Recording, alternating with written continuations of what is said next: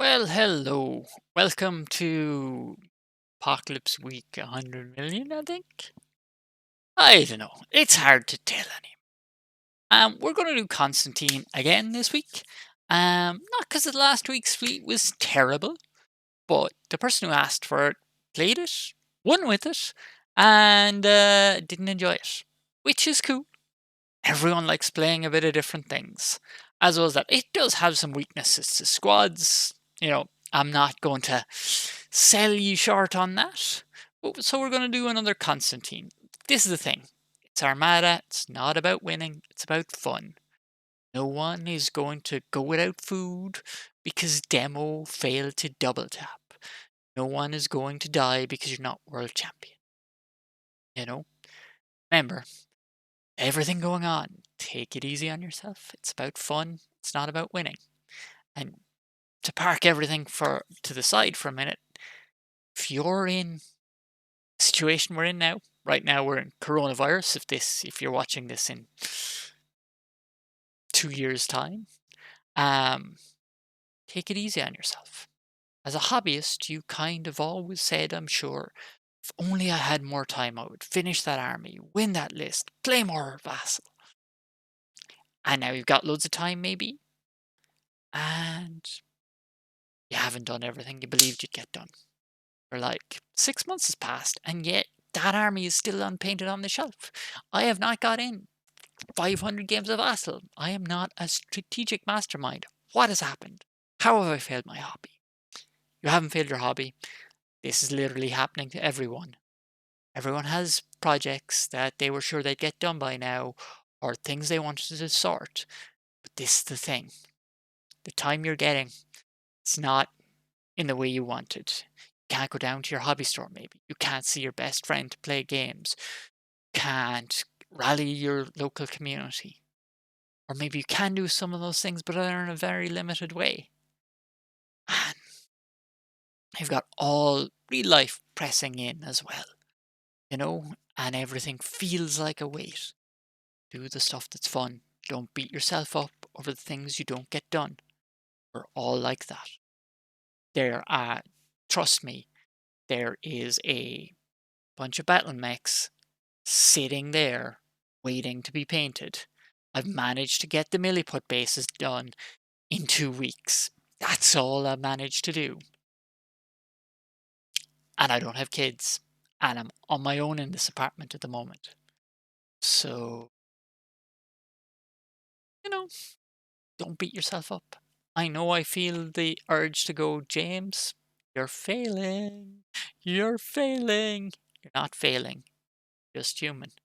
It's grand. Remember, look at it. Maybe years ago you dropped Wargame and didn't think you'd come back in. You came back in.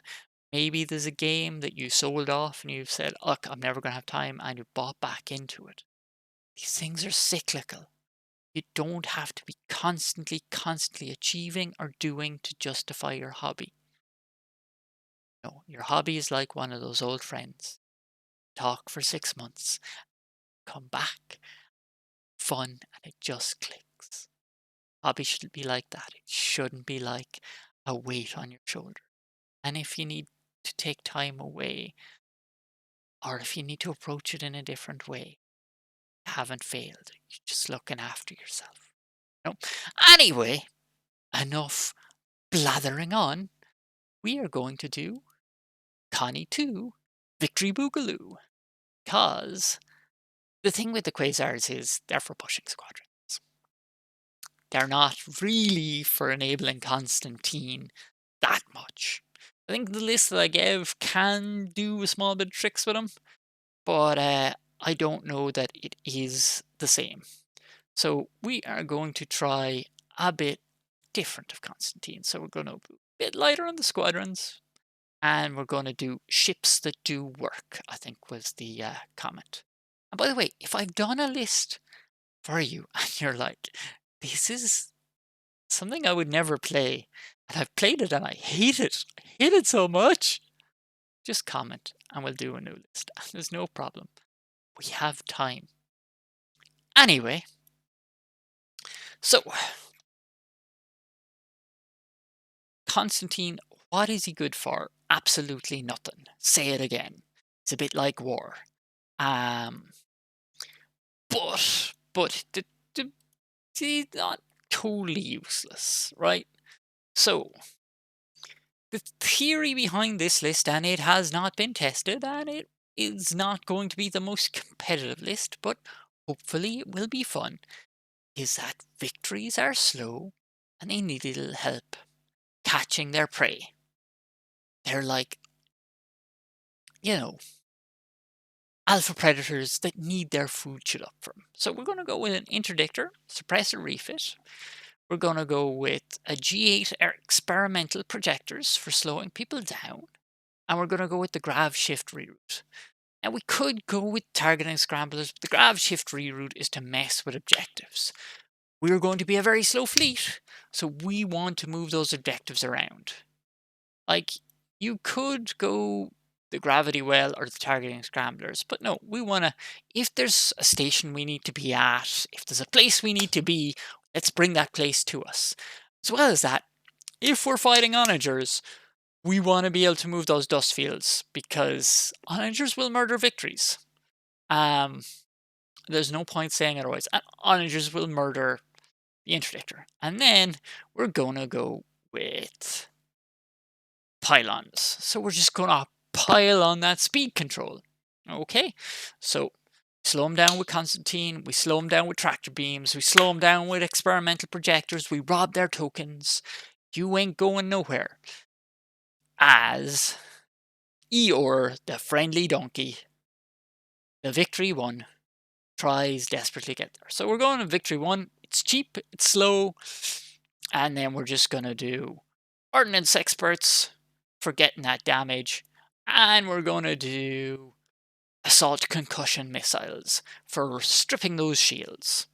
And then, to double down on it, we're going to do more tractor beams.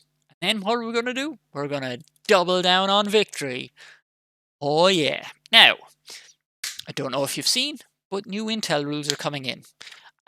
This is on the Asmodee German site, so it looks official. It is Fantasy Flight's owner's website where they're showing basically the ship card in German. If you translate that, you will see that Intel now just grants grit to every friendly squadron. This opens up a number of things. So we're not going to go with Advanced Transponder Network with this build because we don't need it. So we're going to try a bit of flexibility in our squadron. So we're going to go with 2 rogues that are tough as old boots. So it's 7 hull, as tough as a YT-1300, does more damage. It's got those black anti-squadron dice, and it's rogue, and it's grit itself. The only problem is it's speed 2, but that's okay, because everything's speed 2 in this list so far. Their job is to keep the victories and stuff from getting bombed into next week. Now, James, but they are heavy. So how does this stop anyone? Well, we're going to try and limit ourselves to less than 4 aces. This is going to be using this list. But Val and Rudor, they have to kill any YT-666s before they can kill Valen. And it's more black dice. Now, you don't have a lot of blue dice for accuracies, but this is the thing with scatter aces. If every squadron attack is forcing them to spend those scatter tokens, they will go away just as surely as if you accuracy the scatter.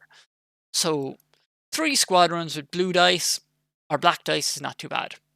Then, okay, so maybe we'll just add a little bit more hull to protect Valen. So Valen and another squadron ties up a whole bunch of guys, because even if they're heavy, they're still engaged. Grit is not going to work. Going to add Captain Jonas.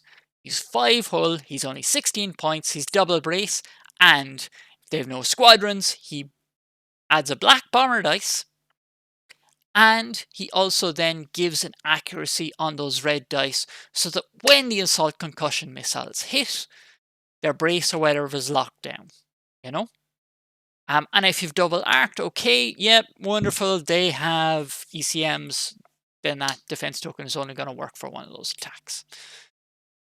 And then we want some independent kind of guys who are going to move around and tie stuff up, I'll go with 2 TIE Phantoms. This is a very speculative squadron ball. Very speculative. But it should be a bit of fun. You're roguing, you're cloaking, you're bombing, you know, it's a little bit of messing around, you know?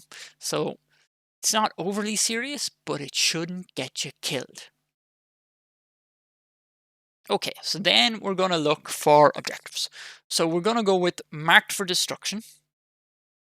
Okay, and this is going to give you Purrgils and dust fields. You'll be able to mess with them with the interdictor, be able to hide behind dust fields if you need to, and then just, ooh, hello, I'm a Victory at Black Range. You're dead now. Maybe. Because remember, dust fields don't stop your pylons. They don't stop your projector. Those all work. They don't need line of sight. Okay, so now we could go with asteroid tactics or something interesting in yellow, but no, go with hyperspace assault. Victories are slow, but when they drop out of hyperspace and no one has maneuver tokens and no one has speed, and they drop out with Captain Jonas and they're double arcing 2 ships, well, they're in for a bad time. And then lastly, we will add salvage run. You can mess with this station, you can move everything closer, and if they want those tokens, they gotta come play. And you can mess with speed, you can set up the obstacles how you want. It's a bit of fun. So this is Constantine 2 Victory Boogaloo. I can't spell with it. My typing is atrocious. But yeah. Now, in returning to what I said, the unnamed podcast guys have a new podcast on why they play Armada. Go listen to it. And the Ion Radio guys have a new victory report, as do the Brace for Impact guys. Brace for Impact guys have Halloween themed one. I was going to get a bed sheet and come on as a ghost, but that was a lot of effort. Who's got? I don't have a spare bed sheet that I can, in good conscience, cut up for eye holds. So, yeah. But other than that, hope you have a happy Halloween. Ask for lists here, Discord, Reddit. You know where I am. This is Irish Mad Cat. I hope you have a great time. Good luck.